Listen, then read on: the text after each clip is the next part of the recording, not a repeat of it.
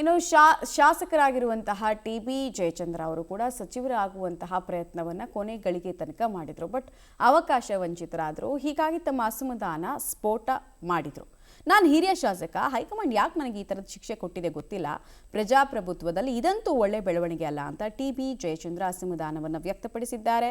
ನನ್ನ ಕ್ಷೇತ್ರದ ಮತದಾರರೇ ಪ್ರಭುಗಳು, ಅವರ ಜೊತೆ ಕೂತು ನಾನು ಚರ್ಚೆ ಮಾಡ್ತೀನಿ, ಜನ ರಾಜಕೀಯ ಬಿಟ್ಟು ಹೊರಗೆ ಬನ್ನಿ ಅಂತಿದ್ದಾರೆ. ಈ ಬಗ್ಗೆ ಮುಂದಿನ ತೀರ್ಮಾನ ಕೈಗೊಂಡು ತೀರ್ಮಾನಿಸ್ತೀನಿ ಅಂತ ಟಿ.ಬಿ. ಜಯಚಂದ್ರ ಅವಕಾಶ ವಂಚಿತರು ಸ್ಟೇಟ್ಮೆಂಟ್ ಅನ್ನು ಕೊಟ್ಟರು.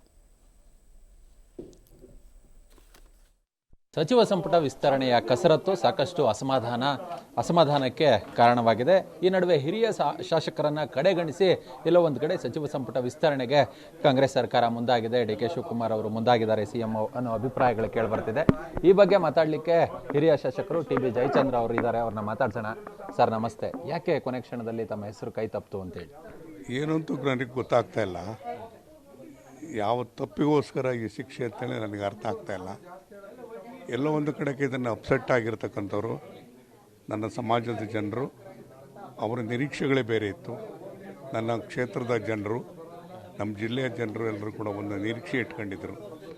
ಈ ಬಾರಿ ನಮ್ಮ ಜ್ವಲಂತ ಸಮಸ್ಯೆಗಳನ್ನ ಬಗೆಹರಿಸೋದಕ್ಕೆ ಹೆಚ್ಚು ಸಹಾಯ ಆಗ್ತದೆ, ಶಕ್ತಿ ಬರ್ತದೆ ಅಂತಕ್ಕಂಥ ನಿರೀಕ್ಷೆ ಇತ್ತು. ಈ ಪಟ್ಟಿ ನೋಡಿ ಅವರು ನೀವು ರಾಜಕೀಯದಿಂದ ಹೊರಗೆ ಬನ್ನಿ, ನಮ್ಮ ಜೊತೆಗಿರಿ ಅಂತೇಳಿ ಒತ್ತಾಯವನ್ನು ಮಾಡ್ತಾಯಿದ್ದಾರೆ. ಆ ಕಾರಣಕ್ಕೆ ಅವ್ರಿಗೆ ಸಮಾಧಾನ ಮಾಡಿಸುವಂಥ ಪ್ರಯತ್ನವನ್ನು ಮಾಡ್ತಾಯಿದ್ದೀನಿ. ಅದು ಸಮಾಧಾನ ಆಗ್ತಾಯಿಲ್ಲ. ನೋಡೋಣ ಏನೇನಾಗ್ತದೆ. ಸ್ಪೀಕರ್ ಹುದ್ದೆ ಹೆಸರಲ್ಲಿ ತಮ್ಮ ಹೆಸರಿತ್ತು ಅಂತೇಳಿ ಕೊನೆ ಕ್ಷಣದಲ್ಲಿ ಆ ಹೆಸರನ್ನು ಕೂಡ ತೆಗೆದಿದ್ದಾರೆ.